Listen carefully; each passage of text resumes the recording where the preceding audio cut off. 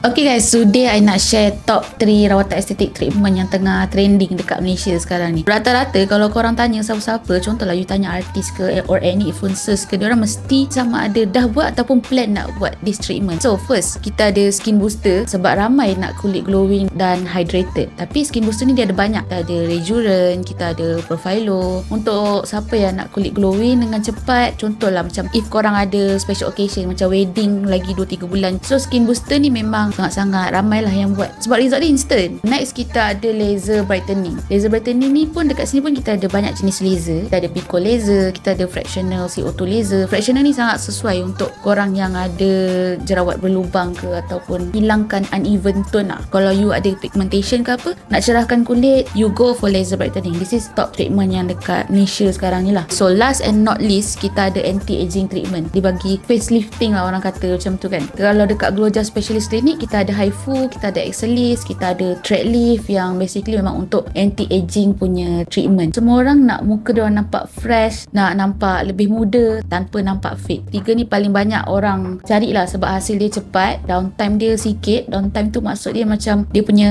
proses pemulihan tu dia lagi nampak natural kalau korang buat dekat tempat yang betul. Kepada orang kat luar sana, kalau korang cari apa treatment yang sesuai, contact Glow Just Specialist Clinic. Kita ada free consultation. Tapi itu adalah top 3 treatment estetik yang tengah trending sekarang kat Malaysia.